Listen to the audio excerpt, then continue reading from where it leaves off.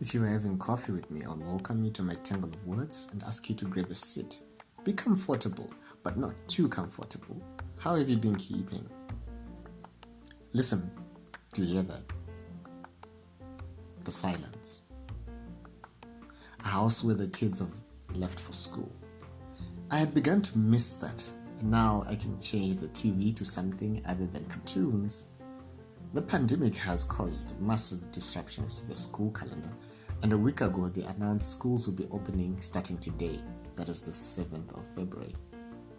While the beginning of the first term has been long overdue, the timing is a bit awkward. Opening schools just after January month end, before parents and guardians have had a moment to save or gather up fees and school paraphernalia. The past week has been a whirlwind of activity as people try to do last-minute school preparations. Wouldn't be surprised if that school rush contributed to the black market rise of the US dollar shooting up. When I was in town, I paid the equivalent of $1, but my return trip cost me $1.50, and the pirate taxis were telling people who were reluctant to get transport with them that should it get dark or start raining, then the fare would increase to $2. After it had been bundled into a pirate taxi, the driver was laughing as he counted the money we had paid, and he exclaimed how we should have refused to pay the inflated fares. If he was a passenger, he would refuse to be held hostage by unscrupulous individuals such as himself. Don't think that made him feel any compunction to give us back the extra money we had paid. In fact, he had refused to carry a gentleman who had tried to plead that he didn't have any extra money. School may have been opened, but whether or not teachers will be there is another question altogether. See, the teachers are not saying they're on strike, but rather they're saying that they are not capacitated to return to work. While today some schools had a regular turnout, reports indicate most had no teachers, and in most cases, learners ended up being sent home.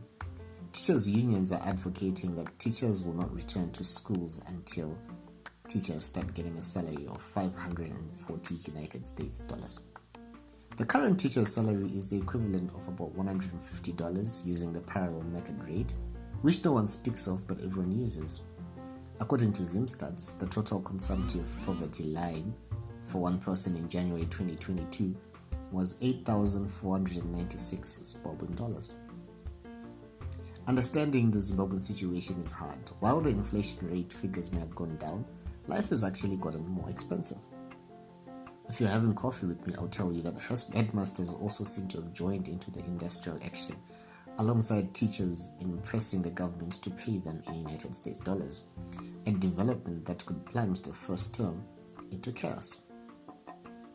For the soccer fans, the highlight has been the Africa Cup of Nations Cup, which saw the Lions of Teranga, that's the Senegalese national soccer team, square up against Egypt and ultimately winning the cup.